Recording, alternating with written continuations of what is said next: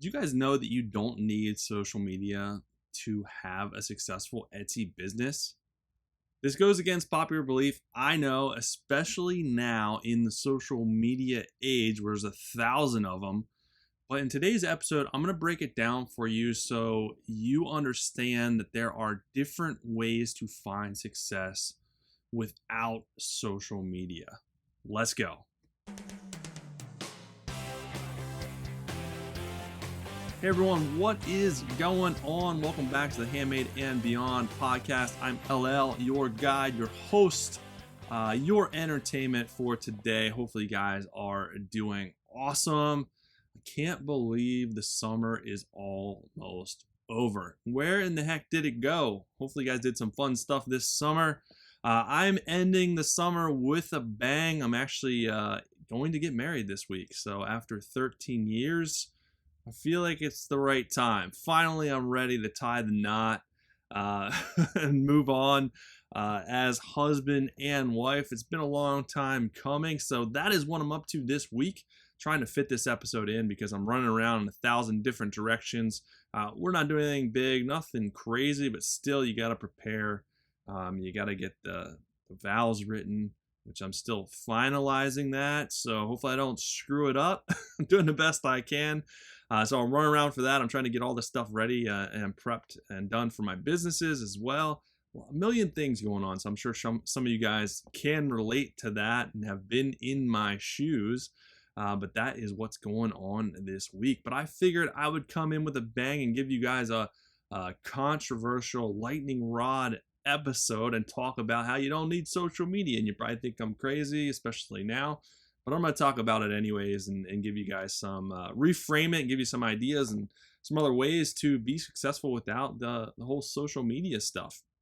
Before I get started, I wanted to let you guys know that I created a new guide, how to get your first 100 Etsy sales. So if you're struggling to get more sales, maybe you have even more than 100 sales, this guide will help you with that as well. It'll help you be able to target your market better, give you some strategies, some tips, to get more sales, to find that success, to be able to track down the success that you want to track down and that you want to reach. This will help you get there and give you some knowledge bombs and some things to work on in your business, because we're always chasing those ever elusive sales with Etsy and other platforms as well. So this guide was created for you to help you with everything that I do. I always try to give you this stuff to help your business grow, help you be successful, give you that support that you need, stuff that I didn't have early on that I wish I did. So I want to give back by giving you guys these guides and these things to be successful. All right, let's dive into today's episode. Why you don't need social media and some different ways to be successful without it. The first question when starting your business is it the right time for social media? This is something that you should ask yourself. And a lot of people get tripped up by this. The real reality is you don't need social media to have a successful Etsy business. And it can be a distraction, especially when you're starting out. For a brand new shop, social media, setting that up is just another distraction when you should be working on building your business, creating listings, working on your products, working on your shop. If you're focused on setting up your Facebook or your TikTok, you're not working on the things that really matter to building a business, to being successful, to laying the framework for a successful business. So don't get distracted by feeling the need to start social media right away. Down the road, of course, it can help you. Not saying that, but is it the right time now? And there's actually a lot of sellers that have little or no social media presence that are still wildly successful. So it's certainly not necessary. You don't have to have it. A lot of people do get it because it can help you. Just because you have it doesn't mean that it will help you. So it really does depend, and it's not always going to help you be successful. And to be perfectly honest, just speaking from my own experience, another reason why I wanted to do this episode is I honestly hit my first 100,000 sales with little or no social media presence. I didn't do jack with social media.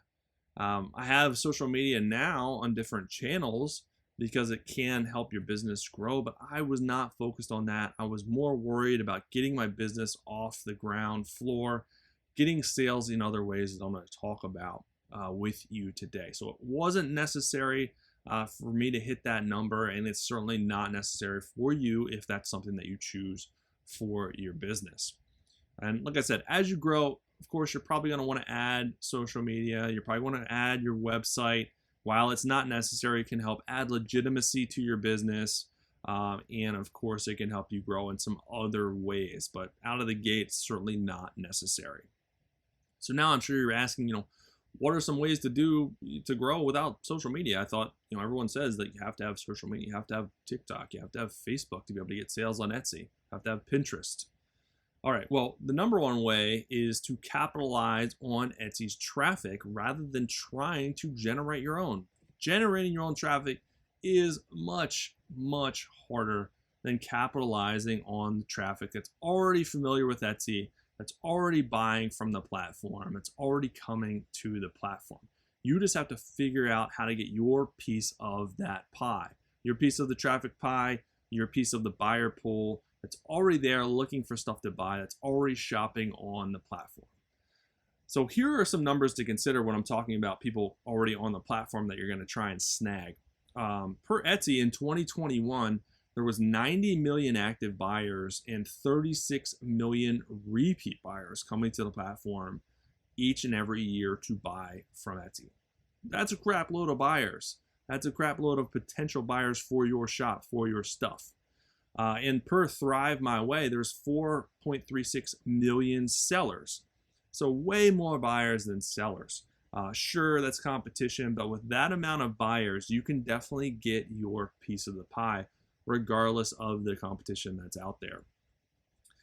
All right, so what are some different ways to capitalize on that traffic that's already coming and buying from the platform? The number one way is SEO, search engine optimization. How you're setting up your listings, how you're setting up your shop, the keywords that you're using, your title, your tags, your description, the research that you're doing for your brand, for your niche, the keywords that you're putting in, the market that you're targeting. That stuff all plays a huge, huge part into capitalizing on traffic and capitalizing on buyers. If you're not doing the right things with SEO, if you're not doing the right research, you're not going to be able to capitalize on that market and capitalize on buyers. It is the absolute most important thing. And I've done previous episodes about it. I do training in my paid programs as well for this because it's a huge part of being successful on Etsy. Also, using a platform to do that research for keywords is also a huge part of being successful. My personal favorite, as you probably know, is Alora. I'll link to it as well. You can get a free trial to do keyword research. They have other tools in there that's fantastic to be able to help grow your business. It is absolutely vital, but it is 100% possible for you to use that information and put in the right SEO to be able to get plenty of buyers to your shop and buy your stuff. The other key with capitalizing on traffic is being able to target a specific market and niche, honing down on your niche, having a specific niche and market that you're advertising to, that you're targeting, will help you be more successful. There's so many shops out there that start out and they try to target everybody. And as the old adage goes, if you try to target everyone, you target nobody. You have to have a target market and hone in on that, specialize on that to be successful. So finding something that you're passionate about, that you're going to stick to, not just doing it to make a quick buck. That's not going to work. You're not going to stick with it. You're going to lose interest. It's got to be something you're passionate about that you're offering to a specific niche and market. The other way is to bring new products to market to help get more repeat buyers. If someone has bought from you before, they're going to want to buy from you again. You got to offer them something new. It's also a different way to capitalize on some different keywords, build out your niche, build out your market even more with new products. And the last way is to capitalize on trending products, trending ideas, trending subject matter, bringing those things to market that are popular, that other people are going to want to buy. It's easier to find an audience and target an audience for trending stuff. So what fits into your niche, in your brand, in your vision that is also trending? What can you bring to market? Is another really good way to snag those Etsy buyers, get them to your shop to buy your thing, rather than trying to generate your own traffic out in the webverse of Never Never Land, which is much harder than just trying to snag those people that are already in the platform. The last thing I want to talk about is an alternative. Okay, now you understand how you can generate traffic within the platform without social media. What is an alternative to social media that is also very successful and another really good tactic to use? Well, that is email. This is, again, something that I've talked about before. Email is a great way. Building an email list is a great way to get repeat buyers, to get new buyers, because you're putting them on your list. And then you can market to them anytime. You don't have to get permission from Etsy. You can't just market to your Etsy customers. They got to be on your email list. And it's your list. You own it. You can do whatever you want with it. And the reason why email is so good is because it converts at a much higher rate. There's a website, Campaign Monitor, that had some stats on this, that the average conversion rate, this is people that are seeing your emails versus buying, is 3% or more, opposed to social media, which is 0.5%. Social media is the number of people that are seeing your post versus buying. Much higher conversion rate for email. And some niches are much higher than that for email than others. It really depends on your niche and your brand and your subject matter. But as you can see, emails convert at a much better rate. It's just a lot of people don't put a lot of emphasis in email because social media is all over the place. And it's in some ways, it's a lot easier to set up and use. The email's a little bit more daunting, but email's also a lot more successful. The other thing to look at too when it comes to social media is there's a lot of competition. So for example, per Statista, Statista, however you say it, there's 2.93 billion Facebook users. And out of that 2.93 billion Facebook users, there's 200 businesses that have Facebook accounts that are marketing on Facebook. So do you think it would be easier to compete with 200 million on Facebook or 4 million on Etsy? And the other thing when it comes to Facebook is, yeah, granted, they have billions of users out there, but you have to then convert them from Facebook to Etsy, which they may or may not be familiar with, they may or may not trust, and then get them to buy. When you're trying to snag them on Etsy, you're competing with 4 million people, but they're already on the platform. There's already 90 million people on the platform. You just have to get them to buy your thing as opposed to someone else's thing. Much easier of a task than trying to get them from another platform to a platform they may or may not be familiar with, and then a platform to buy. And the nice thing about email, you can market to them. They're already familiar with you. They already signed up to your email via an opt-in, discount code, however you want to get them on your list. And then you just have to promote your new stuff, give them behind the scenes stuff, however you want to create value for your list, and then get them to buy. So that is a great alternative to social media. It can work in conjunction with social media, but in my opinion, it is a must-have when it comes to growing your business for the long term. So at the end of the day, is social media bad? Of course not. Many successful businesses have built their businesses solely with social media, and it can be successful. But it is not the silver bullet that everyone makes it seem. You see these successful businesses, these successful social media accounts, but they are a rarity. It's not like everyone starts a social media account and they blow up overnight and create $1 million business overnight. It's more common for someone to create a social media account and really nothing happens. They don't build much of a following. They may get a few sales here and there, but it's a small percentage of their sales, and that's just the way that it is. It's hard to grow it past that. There are other alternatives that you can take advantage of that I talked about in this episode to grow your business in some other ways. So you're not relying only on social media, and you do social media and it doesn't do very well. It doesn't mean that your shop is going to fail, that you're a failure. You don't have to do only that. There's more than one way to skin a cat. There's more than one way to do things, more than one way to find success.